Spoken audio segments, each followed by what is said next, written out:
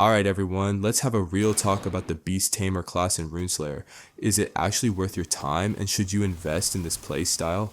I've been grinding with mine for weeks now, so let me break down exactly what works, what doesn't, and whether I'd recommend it to you guys. First off, I took my archer all the way to level 48 as a pure Beast Tamer, and here's what you need to know about that journey.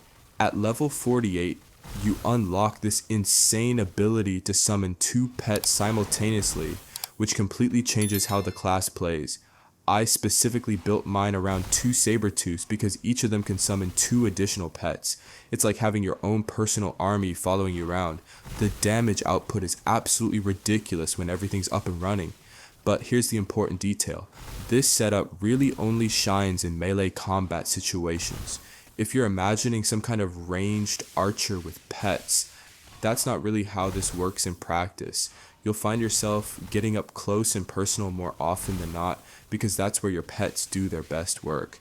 After hitting 48, I decided to multi-class into Thief and Samurai, and I'll tell you exactly why. First, I just think swords are objectively awesome, no shame in that. But more importantly, I'm still holding out hope to get that insane vampire weapon drop that everyone's been chasing. The multi-class gives me more options while keeping the core Beast Tamer playstyle intact. Now let's talk about the real strengths and weaknesses I've discovered.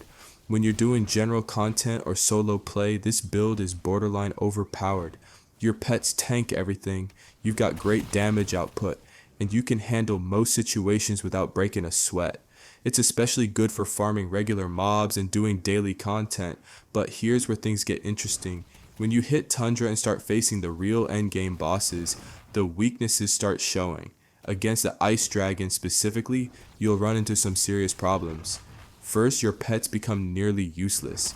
They either die instantly or can't keep aggro properly. Second, your ranged attacks don't do enough damage to reliably get drops if you're trying to play it safe from distance. Interestingly though, it works much better against the Yeti. The pets can actually contribute meaningfully in that fight, and the mechanics seem to favor the build more. But against the Ice Dragon, you're going to struggle unless you got some seriously good gear to compensate. Speaking of gear, I should mention that my archer loadout isn't fully optimized yet, so maybe some of you will have better results. But even with better gear, I think the fundamental issues with certain boss fights will still be there. Right now, I've been having way more success and fun with my Dullahan Berserker, which is why you'll see more gameplay footage of that lately. The Beast Tamer is still great for certain situations, but for pushing endgame content, it's not my first choice anymore. I'm really curious to hear from other Beast Tamer players though. Have you found ways to make it work better in Tundra? Maybe different pet combinations or strategies that help with the Ice Dragon fight?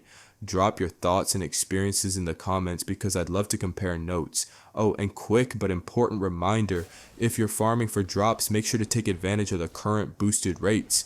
These don't last forever and you'll regret not making the most of them when they're gone. I've been grinding hard to get everything I can before things go back to normal. If you found this breakdown helpful, make sure to hit that like button. It really helps the channel.